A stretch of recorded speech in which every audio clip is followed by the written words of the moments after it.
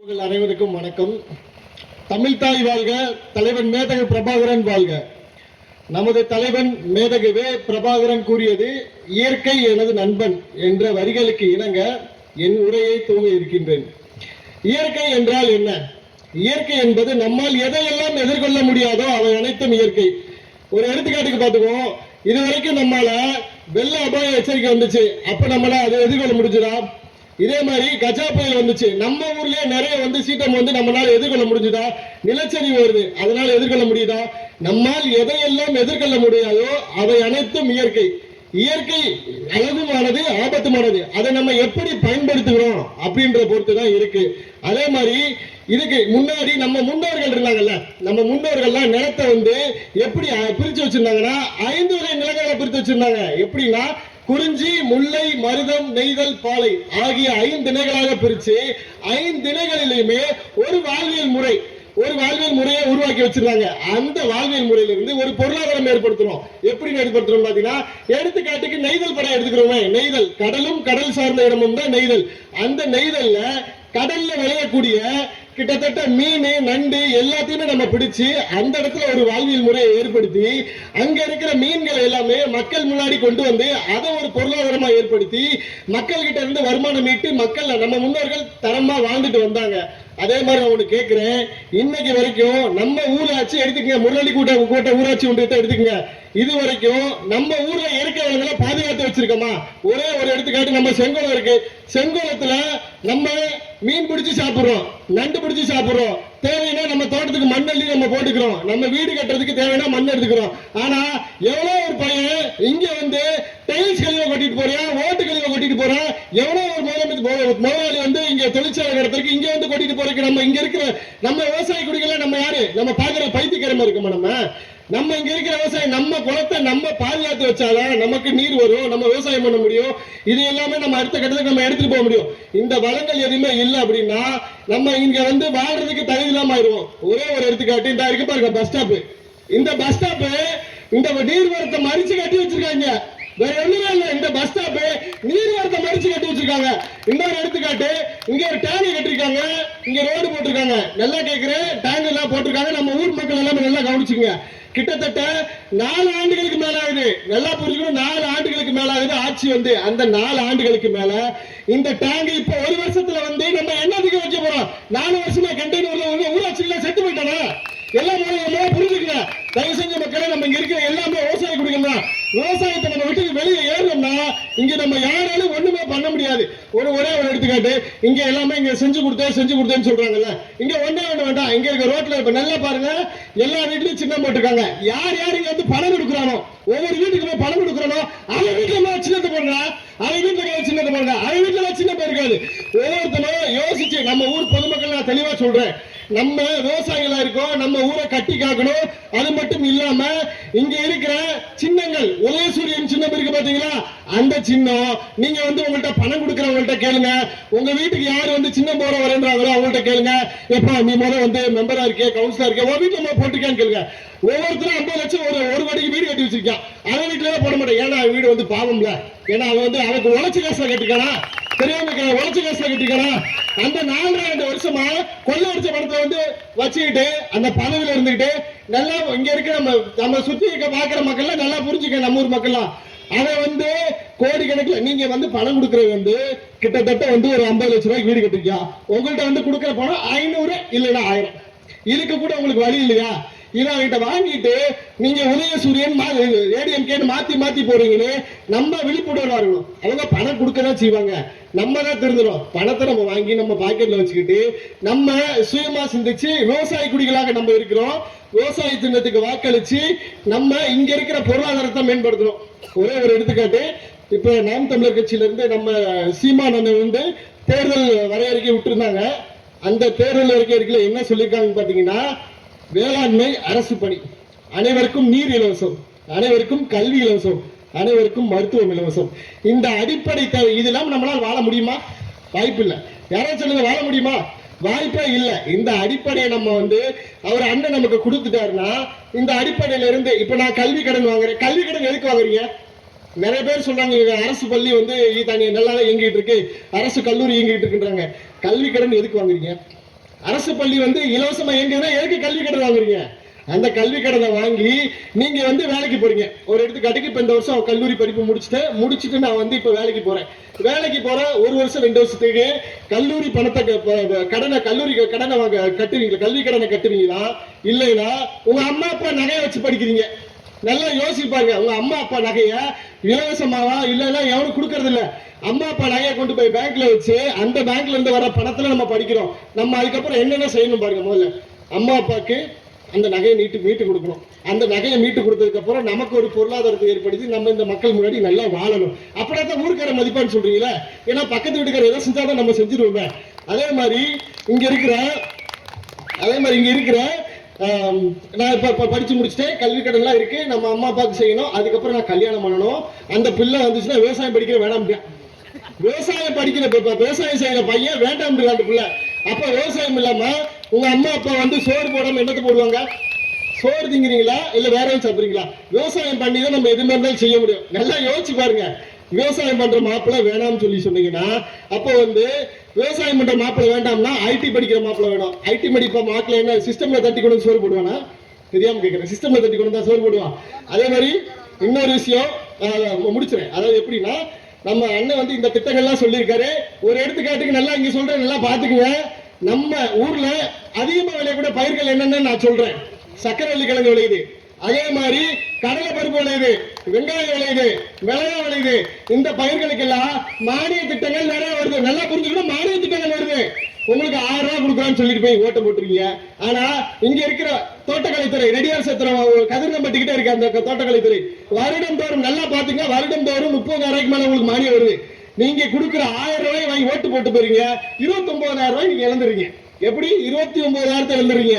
ஒரு வருடத்துக்கு 29,000 இழந்துறீங்கன்னா அப்ப கிட்டத்தட்ட வாங்க ஒரு 30,000 ரவுண்ட் வச்சுங்களேன். 5 வருஷத்துக்கு எவ்வளவு ஆச்சு? 1.5 லட்சம் ரூபாய் நீங்க ஏமாந்துறீங்க. 1000 ரூபாய் பணத்தை பார்த்துட்டு 5 வருஷத்துல 1.5 லட்சம் ரூபாய் விட்டுறீங்க.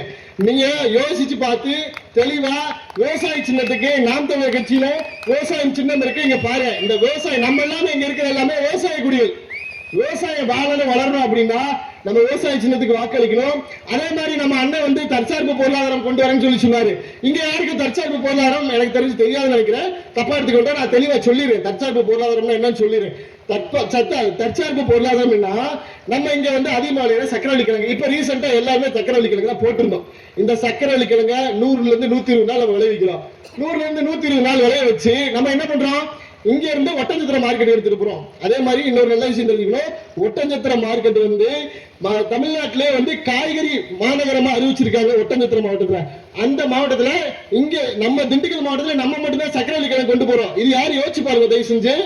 இங்க இருந்து சக்கரவள்ளி கிழங்கு திண்டுக்கல் மாவட்டத்துல நம்ம ஊர்ல மட்டும்தான் சக்கரவள்ளி கிழங்கு விளையுது. அது எல்லாமே உங்களுக்கு நல்லா தெரியும் நினைக்கிறேன். இங்க இருந்து சக்கரவள்ளி கிழங்கு அங்க கொண்டு போறோம். சக்கரவள்ளி கிழங்கு டிமாண்ட் இருக்கு. ஆனா 15 ரூபாய்க்கு விற்கிறோம். ஏன் 15 ரூபாய்க்கு விற்கிறோம்? போன வருஷம் எவ்வளவு விற்கிறீங்க? இந்த வருஷம் எவ்வளவு விற்கிறீங்க? நாங்க வந்து நாம் தமிழர் கட்சி சீமான் விவசாய சின்னம் நாங்க ஆட்சிக்கு வந்தோம்னா நாங்க என்ன சொல்றோம்னா இங்க இருக்கிற சக்கரவள்ளி கிழங்குக்கு இங்க ஒரு தொழிற்சாலை அமைப்போம். இங்க தொழிற்சாலை அமைச்சு அந்த சக்கரவள்ளி கிழங்குலயே நானே ஏகப்பட்ட மதிப்பு போட்டு பண்ணிருக்கேன். சக்கரவள்ளி கிழங்கு சத்துமாவு பண்ணி வச்சிருக்கேன். யாரும் சொன்னா நம்ப மாட்டீங்க. யாருக்கு வேணும்னு சொன்னா கூட சொல்லுங்க, நான் ரெடி பண்ணி தரேன். நான் வத்தல் போட்டு வச்சிருக்கேன். வீட்டு முன்னாடி இருக்கு வத்தல் போட்டு வச்சிருக்கேன். தயவு செஞ்சு போய் பாருங்க. அந்த வத்தல்ல நம்ம இன்னும் ஒரு சில பொருட்களை சேர்த்தோம்னா சக்கரவள்ளி கிழங்கு மாவு இந்த சத்து மாவா நமக்கு மாறும். இதே ஒரு விஷயம் இங்க நிறைய பேருக்கு சுகர் இருக்கு. சக்கரவள்ளி கிழங்கு இருந்து வர்றது நேச்சுரல் சுகர். அதாவது இயற்கையாவே அது வந்து சர்க்கரை. நம்ம வந்து இப்ப கரும்புல இருந்து எடுக்கிற நாட்டு சக்கரை எடுத்துட்டு நாட்டு சக்கரை இருந்து பிரிச்சு எடுக்கிறது வந்து வேற என்ன எடுக்கிறோம்? சீனி எடுக்கிறோம். சல்பர் ஏகப்பட்ட சல்பரை போட்டு கொண்டு வந்துடும். சல்பர் வந்து இருக்கல மேற்படியா ஹீட்டான பொருள். நீங்க அந்த சல்பர் ஜீனியை சாப்பிட்டீங்கன்னா ஜீனி வந்து சல்பர் ஹீட். சல்பருக்குள்ள நீங்க டீ தூள் நம்மளாம் குடிக்காம இருந்தலாம். மாட்டு சாணி கலந்து குடிச்சலாம்னு நினைக்கிறேன். அதே மாதிரி இன்னொரு விஷயம், அந்த தொழிற்சாலையை கொண்டு வந்து இங்க இருக்கிற மதிப்பு கூட்டுதலை ஏற்படுத்தி இங்க வச்சிட்டோம்னா இப்ப நல்லா இன்னொரு விஷயம் நல்லா எல்லாம் கவனிச்சுக்குங்க. நம்ம சுத்து வட்டாரத்துல இங்க இருக்கிற விவசாயிகள் இருக்க பாத்தீங்களா? இந்த விவசாயிகள் எல்லாமே விவசாயம் பண்றோம். இல்லைன்னா விவசாயம் பண்றவங்களுக்கு கூலி தொழிலாளி போறோம். இப்ப என்ன சொல்றோம்? விவசாயி நீ வந்து என்ன பண்ண? நீ கூலி தொழிலாளி கொண்டு போகாத. நீ உனக்கு முடிஞ்ச அளவுக்கு மட்டும் அவங்களுக்கு வேலை கொடு. இன்னொரு விஷயம் என்ன சொல்லணும்னா அந்த கூலி தொழிலாளியை நம்ம என்ன பண்றோம்னா இங்க நம்ம தற்சார்பு பொருளாதாரம் தொழிற்சாலை வைக்கிறோம் பாத்தீங்களா? அந்த தொழிற்சாலைக்கு கிழங்கு தோல் சீவருக்கு நம்ம முதியவர்கள் இருக்காங்கல்ல 60 வயசுக்கு மேல முடியாம வேலை பார்க்கறாங்க. எந்த எம்எல்ஏ எம்பி எவனுமே போய் வந்து 60 வயசுக்கு மேல வேலைக்கு போறது இல்ல. நல்லா யோசிச்சு பாருங்க. கொளுத்த தின்னுட்டு திமிர் எடுத்து அலைஞ்சு உங்களுக்கு பணத்தை கொடுத்து உங்களை பைத்தியக்காராக்கிறான். தயவு செஞ்சு புரிஞ்சுக்குங்க. அதே மாதிரி அந்த 60 வயசுக்கு மேல இருக்கிறவங்க என்ன செய்யணும்னா கூட்டிட்டு வந்து கிழங்கு தோல் சீவுறதுக்கு, கிழங்க வெட்டி சிப்ஸ் போட்டு கொடுக்கறதுக்கு, அதை காய வைக்கிறதுக்கு, இது மட்டும் தான் இங்க இருக்கிற. ஏற்கனவே களை எடுக்க போறீங்க, கிழங்கு வெட்ட போறீங்க, இவங்களுக்கு எல்லாத்துக்கும் இந்த வேலை மட்டும்தான். இந்த நம்ம என்ன பண்றோம்னா இதை நம்ம அரைக்கிறோம். அரைக்க மிஷினரி தேவைப்படும். அந்த நம்ம மொத்தம் வந்து ஒரு 10 கிலோ சிப்ஸ் போட்டோம். அந்த சிப்ஸ்ல வந்து எவ்வளவு நம்ம பவுடர் கிடைக்குது அதை வந்து படிச்சு அக்கௌண்ட்ஸ் தேவைப்படும். இங்க இருக்கிற நிறைய பேர் படிச்சிருக்கிறோம், அதுல புரிஞ்சுக்கிறீங்கன்னு நினைக்கிறேன். அக்கௌண்ட்ஸ் தேவைப்படும். அந்த சக்கரவள்ளி கிழங்க அரைச்சி பவுடர் ஆக்கி இத்தனை கிலோ பவுடர் வந்திருக்கு, அதுக்கு அக்கௌண்ட்ஸ் தேவைப்படும். அந்த பவுடர் நம்ம அடுத்து என்ன பண்றோம்னு பாத்தீங்கன்னா மல்டிப்ளை, அதாவது மதிப்பு கூட்டுதல் பண்றோம் பாத்தீங்களா, அந்த மதிப்பு கூட்டுதல் பண்ணி திண்டுக்கல் மாவட்டம் சக்கரவள்ளி கிழங்கு திண்டுக்கல் மாவட்டத்தில் விளையக்கூடிய ஒரு இடம் தான். இந்த இடத்துல இங்க இருக்கிற சுத்தி இருக்கிற மாவட்டத்துக்கும் இங்க சுத்தி இருக்கிற மாநகராட்சி ஊராட்சிக்கு நம்ம அனுப்ப முடியுமா முடியாதா?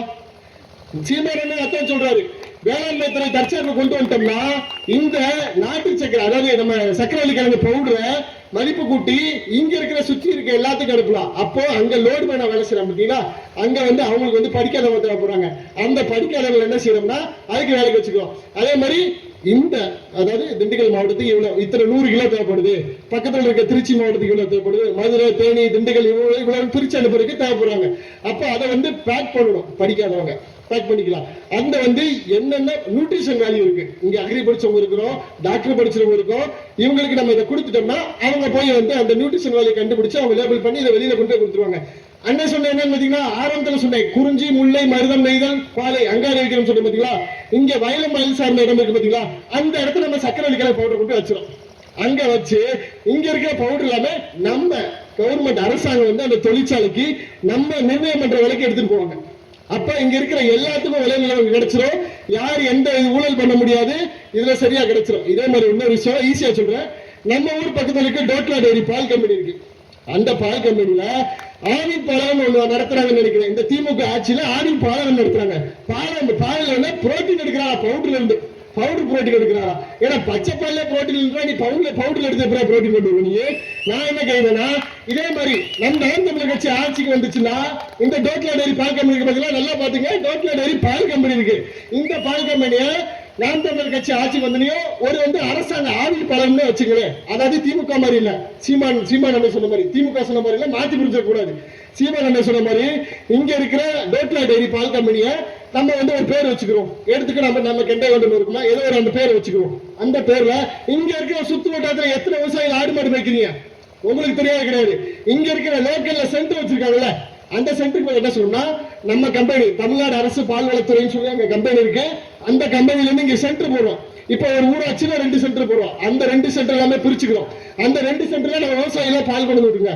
லிட்டர் நிரந்தரோட 40 ரூபாயா வாங்கிக்கியா. அதே மாதிரி உனக்கு மாட்டுக்கு தீவனம் தேவையா, எல்லாம் தேவையா, மானிய விலையில் நாங்களே கொடுத்துறோம். இந்த பாலை மட்டும் கொண்டு எங்கள்கிட்ட கொடுத்துரு. அந்த பாலை எங்கள்கிட்ட கொண்டு கொடுத்துருன்னா சிஸ்டம்ல இங்கேயே போட்டு உனக்கு பில் போட்டு எல்லாமே கொடுத்துருவோம். நீங்க இவங்க மாதிரி அந்த ராஜி டோட்லா டெய்ரி கேசி பிளஸ் இவங்க சொல்றாங்களா அவங்கள மாதிரி நீங்க பில்லு வாங்கிட்டு போயிருங்க. பணத்தை வாரத்துக்கு ஒருக்க பட்டுவார பணத்தை வாங்கிட்டு போயிருங்க.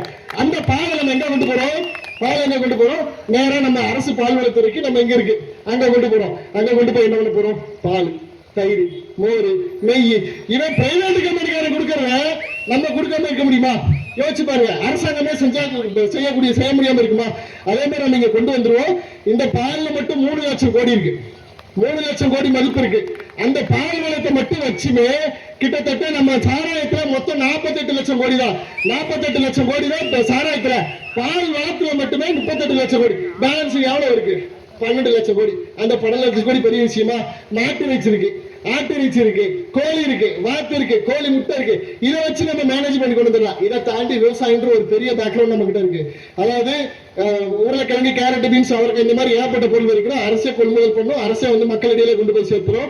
இதுக்காக நான் தயவு செஞ்சு சொல்றேன் மக்களே, நம்ம அதுவும் முக்கியமா சொல்றேன், நம்ம கெண்டனூர் மக்களை முழுக்க இங்க ஒரு 4-5 பேர் இருக்காங்க. அவங்க வந்து பணத்தை கொடுத்து ஏமாத்திட்டு இருக்காங்க. தயவு செஞ்சு நம்ம தான் மாறிக்கணும். அவங்கள குத்தம் சொல்ல முடியாது, அவங்க எவ்வளவு கொடுத்தாலும் வாங்கிக்கிறீங்க. நம்ம தான் மாத்தணும். நமக்கு வந்து நம்ம உடம்புல புண்ணு இருக்குன்னா நம்ம தான் ஆத்த முடியும், ஊர்ல இருக்க வந்து ஆத்த மாட்டான். நம்ம புண்ணை நம்ம தீக்கணும்னா நம்ம தான் மாறணும். அதனால என்ன சொல்றேன், இங்க இருக்கிற நம்ம ஊர்ல இருக்கிற சக்கரவள்ளி கிழங்கு, அதே மாதிரி மிளகாய், வெங்காயம், தக்காளி, இது எல்லாமே அரசு பணியா வந்து இங்க இருக்கிற விவசாயிகள், அதாவது 60-50 வயசுல பாட்டிகளை வேலைக்கு போறீங்க. அதே மாதிரி நம்ம அம்மா அப்பா எல்லாமே வேலைக்கு போறாங்க. அது இல்லாம நம்ம கூட இருக்கவங்க பார் பிடிக்க நம்ம அப்பாக்கு எல்லாமே போறாங்க, அவங்க எல்லாமே அரசு மலையில உட்கார வச்சு நம்ம அழகு பார்க்கணும்னா ஒரே தீர்வு நமது நாம் தமிழர் விவசாய சின்னத்துக்கு வாக்கு செலுத்தி எங்களை வெற்றி பெற செய்யுமாறு கேட்டுக்கொள்கிறேன். அதாவது இன்னொரு முடிச்சிடறேன். அதாவது இன்னொரு விஷயம், நம்ம ஊர்ல வந்து ஏகப்பட்ட இடங்கள் இருக்கு. அந்த இடத்துல வந்து நம்ம செங்கல் இந்த குளங்கள் இருக்கு. அந்த குளத்துல வந்து மண் திருட்டு நடக்குது. அதை வந்து இங்க இருக்கிற காசு கொடுக்குறவங்க யாரும் தடுக்கிறது இல்லை, தயவு செஞ்சு. ஏன்னா நீங்க வந்து தடுக்க போனீங்கன்னா உங்களை வந்து மிரட்டுறாங்கன்னு சொல்லி நீங்க பாக்குறீங்க. உங்களுக்கு வேலைக்கார பையங்க எம்எல்ஏ எம்பி மெம்பர்கள் கவுன்சிலர் எல்லாமே உங்களுக்கு தலைவர் எல்லாமே வேலைக்கார பையன், நீங்க எவ்வளவு பார்த்து பாக்குறீங்க? நீங்க தைரியமா இருங்க. அவ்வளவு முடிச்சுட்டேன். தமிழ் தாய் வாழ்க, தலைவன் மேதகு பிரபாகரன் வாழ்க. தமிழே எங்கள் மொழி, தலைவனே எங்கள் பிரபாகரன்.